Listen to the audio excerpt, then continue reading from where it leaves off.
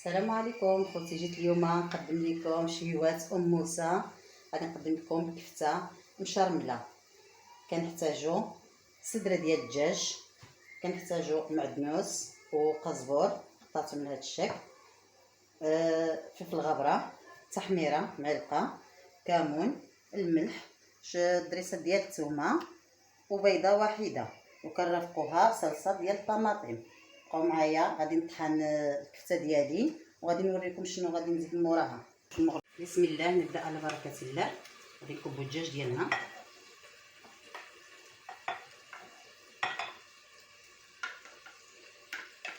كتجي غزاله هاد الكفته هادي.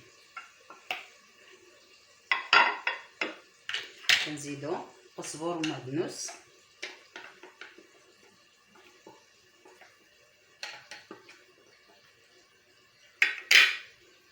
تحميره،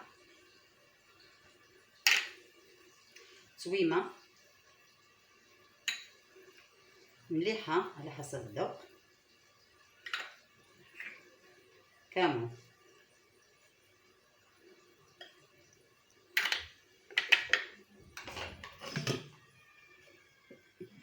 غادي نطحنوها بسم الله.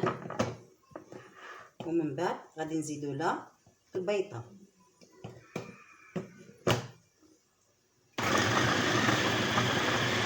من بعد ما طحناها نص طحنه غادي نزيدو لها البيضه ديالنا.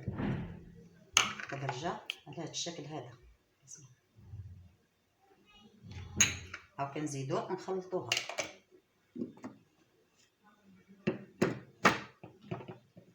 من بعد ما طحنت الكفته ديالي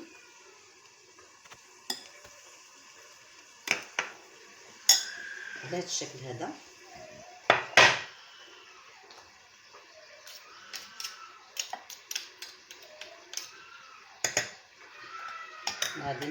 غادي نكبو الخليط ديالنا.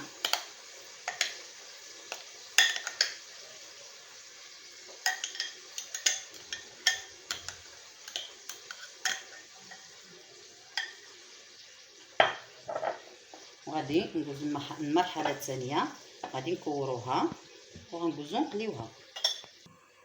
انا عملت الكفته ديالي على الشكل ديال الصبيعات، على هذا الشكل هذا، وغادي نقليها وندوز معكم نحضر لاصوص ديالي.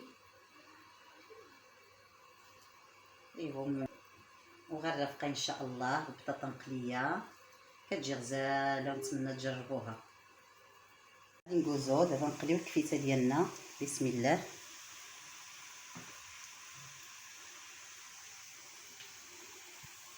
البطاطا ديالي هي كتقلى، وملي غادي نقلي ان شاء الله الكفته ديالي غادي نحضر لاصوص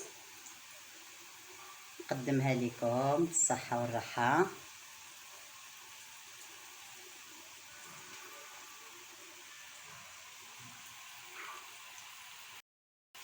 كتجي غزاله والله، كتجي غزاله، نتمنى تجربوها.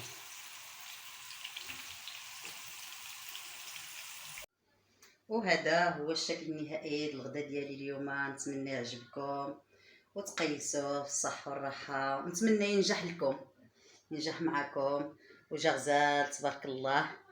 وشكرا، وما تنساوش تدعموني بلايك وتشتركوا في القناه ديالي. السلام عليكم.